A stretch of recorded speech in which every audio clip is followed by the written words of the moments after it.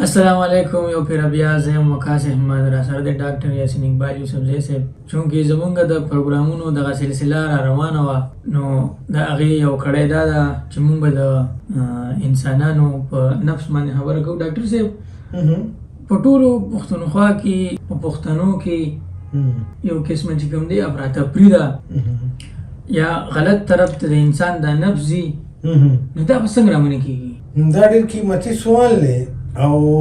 د نفس مثال د ماشوم دی، او روح چې دی نو دا یو میچیور بنده دی. روح کې میچیورټي ده او نفس کې ماشومتوب دی، لیونتوب دی. نو چې تا سره یو ماشوم په لار باندې رواني، نو هغه کوشش کوي. فار ایگزامپل تا ته وایي چې زه چپس رالم، نو تا ته پته ده چې دا چپس د ده دپاره ښه نه دي، دا د صحت دپاره ښه نه دي، دی پرې مړېږي هم پراپر نه، دی د لوږه ورله هم دغه کوي، ډسټرب کوي او بله مسلې ورته پیدا کوي. خو هغه ماشوم چې دی هغه لکه تا هغه نه لید، هغه غړه ماتېږي او ته د هغه غړه ماتېدل نشي برداشت کولی. نو زمونږ د معاشرې یوازې پښتانه نه، په ټوله دنیا کې د نړۍ انسانان چې دي نو هغه د دغې مصیبت ښکار دي چې دی کوشش یو طبقه ده. فار ایگزامپل زمونږ علما چې دیني، نو هغې د نفس د وجلو کوشش کوي چې دا نفس ووجنه. او بعضې نور خلک چې دی عوام چې دي هغې د نفس په لاره روان دي، د نفس غلامان دي. نو دا مثال ما ځکه درکړې د ماشوم او د میچیور کس، د پوخ عمر کس، تجربه کار کس چې هغه ماشوم په دې نه دی پوهه چې دې کې څومره نقصانات دي. نو په ځای د دې چې هغه ته مخ ورله څپېړه ورکړي او ریخ کې د لاسه چې راځي چې زه کور ته زه درنه نالم، زه درله دا نالم، په ځای د دې چې ته هغه په دې پوه کړي چې یاره خانې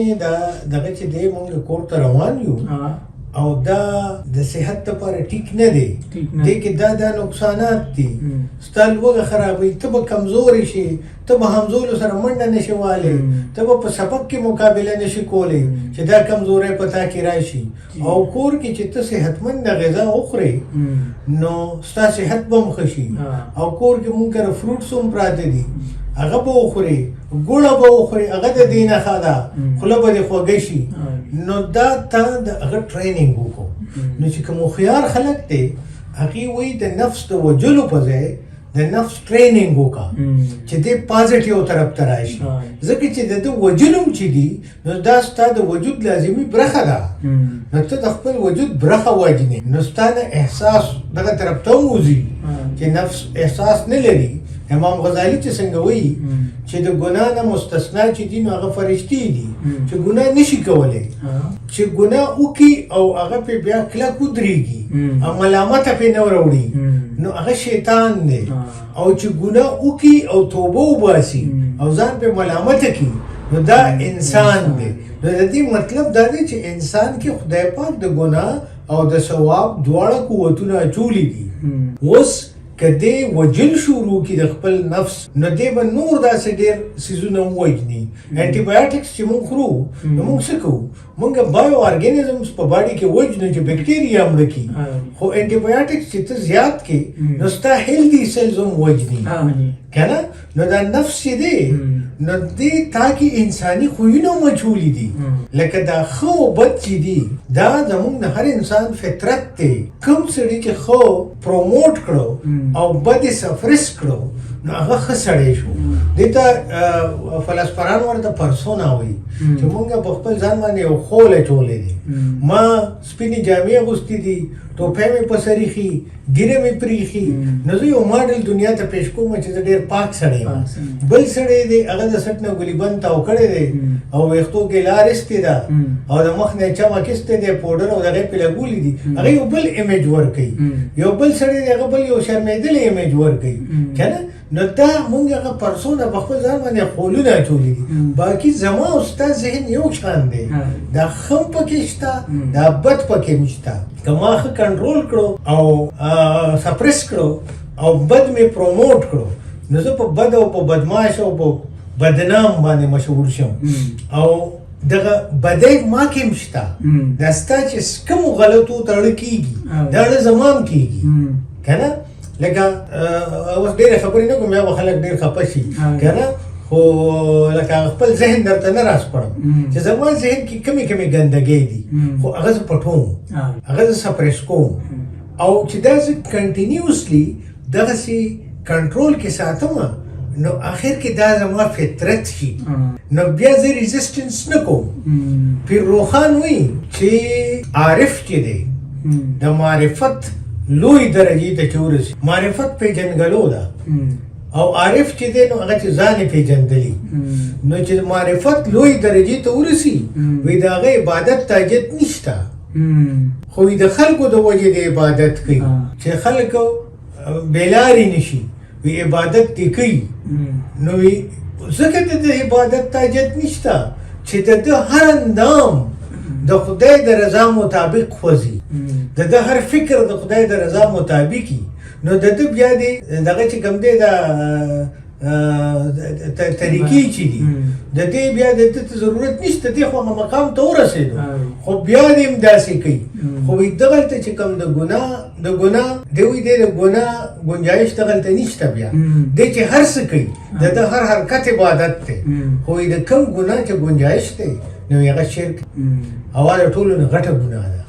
نو دا ولې دی چې دی وي د برابرۍ سوچ شروع کړي خدای پاک سره که نه ځان ډېر لوی ګڼل شروع کړي او د انسان لپاره چې دا نو قیمتي څیز عجزي ده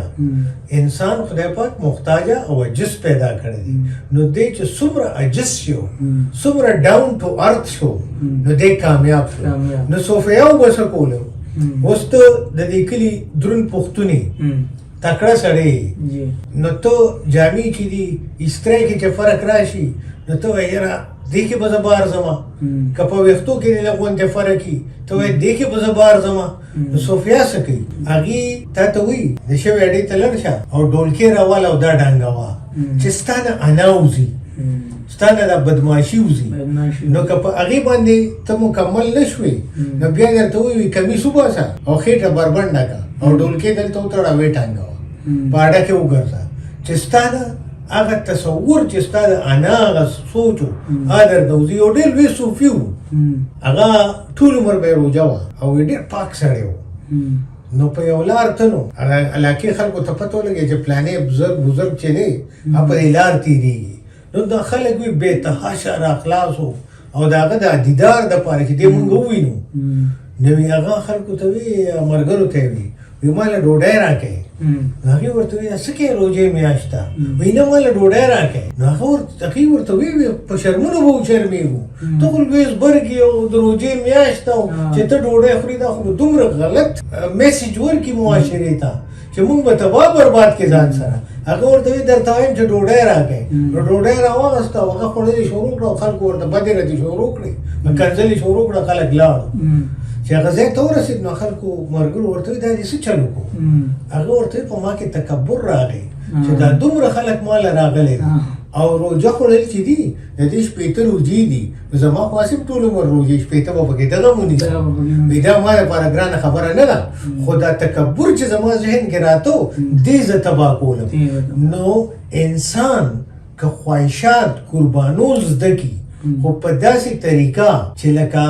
فار ایگزامپل سیکشوال خواهشات دي د هغې لپاره اسلام تعالی طریقه درکړې ده